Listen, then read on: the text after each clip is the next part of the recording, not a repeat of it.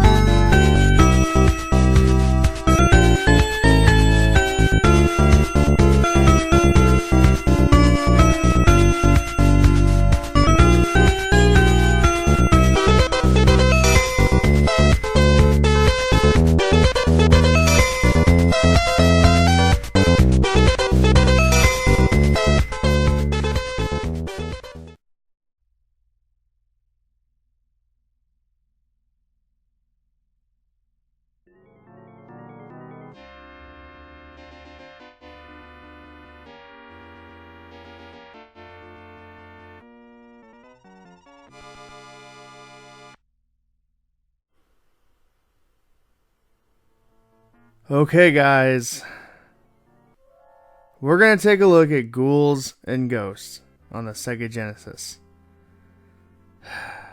Do I really have to review this one? Do I really have to look at this one?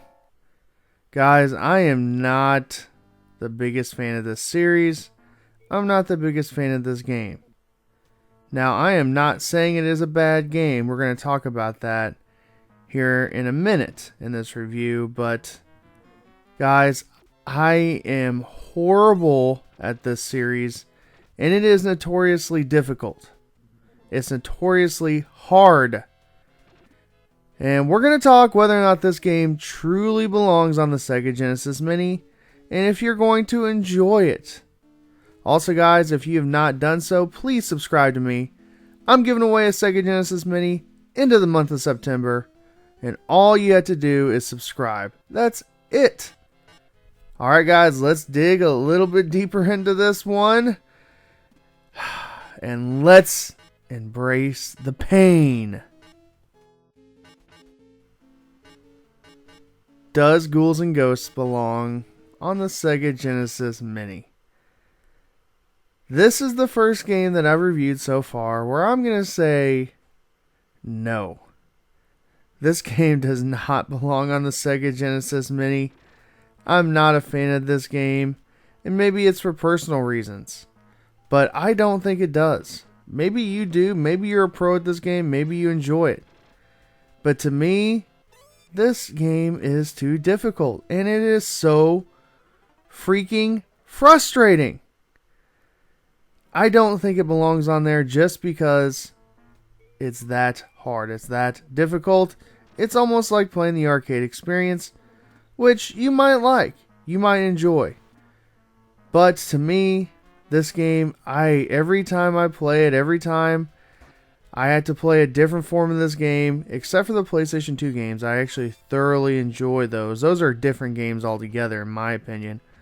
But when I played this on the Super Nintendo, for the Super Nintendo Mini reviews, and when I played it for the NES, on the NES Classic Edition reviews, I just was like, really? Really? And there are better Capcom games on the Sega Genesis that would be perfect for the Sega Genesis Mini. So I actually think that this was a wasted opportunity on Sega's behalf. But it also is going to add some variety for some more difficult games. So I kind of get it. The same token, no. let's talk about the good with this game. I'm not saying it's a bad game. I'm really not. I just think that there are better games on the Sega Genesis that could have been included on the set, that could have been included on the Mini. So it's just a wasted chance. It's a wasted chance to put a much better game. Now, I do like the graphics, and I actually do like the sound and the soundtrack in this. Even though the Super Nintendo and the arcade version is far superior, I still kind of like it. I still enjoy it. I also enjoy all the different weapons that Arthur can use to go through the levels and kill all that is in front of him, all the evil in front of him. And I also like the dark setting. I also like just the feel of this game. And I would actually say it's a horror game, really, if you really want to think about it. Almost like, I don't know, Slaughterhouse to a certain degree, but not as hard as Slaughterhouse. Good grief. So yeah, I do enjoy it, and we're going to get to the bad. I'm not going to rip this game totally apart because I know that there's still a huge following for this game. There's a lot of fans of this series, and maybe I'm just not good at it. Maybe I'm just biased because I can't even get through the first part of the game. So maybe that's just me. Maybe I just need to get good, quote unquote, but I don't know. So let's talk about the bad. The bad. And guys, I'm trying not to let my feelings get involved here too much. Try not to just get totally frustrated with this game, because it is fun. It is a fun game. But if they tone down the difficulty, I do not like the 2 hits and you're dead. Now, they do, if you go into the settings, you can actually increase the amount of lives you have, and you can actually change it to practice setting. But still, even then, I can't get anywhere in this game, and I would like to get somewhere in this game. And it just feels too much like an arcade game, and that's good and bad. And that's what the Genesis was known for, was porting good versions of arcade games. So, same token, you're getting what you want, but on the other hand, it's too hard. It's too difficult for me. And again, maybe you're really good at this series, maybe you really like this series, just don't, I don't know. Just don't be too harsh on me, if you will. And there is some balance here with the extra lives and actually being able to change the difficulty. I get it. But even then, I just get so frustrated. I get so tired of dying over and over and over again, almost at the same spots. I did actually progress in this game a little bit more than I thought I was. And I actually end up just showing you guys the intro over and over again, and also the computer playing the game. That's how frustrated I was with this particular one. But guys, you will enjoy it. You will like it. I'm glad there are more difficult games on the Sega Genesis Mini, not just all easy games. Alright, let's talk about my childhood memories. Again, this is another game I hardly have any memories of. I didn't play as a kid. If I would have played this as a kid, I probably would have thrown my controller across the room and broke the controller, or the Sega Genesis, or the game, or all three.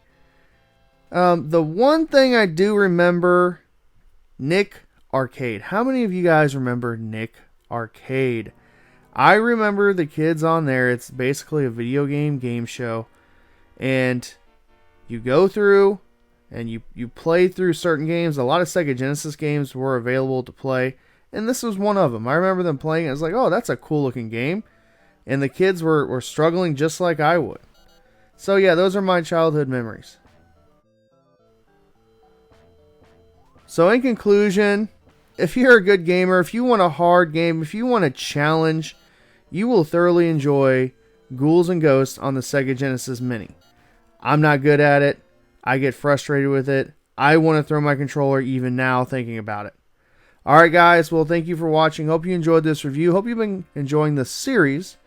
If you haven't subscribed to me, please do so. I'm giving away a Sega Genesis Mini at the end of the month, and all you have to do is subscribe. Alright guys, well thanks for watching, and I hope you have a great rest of your day.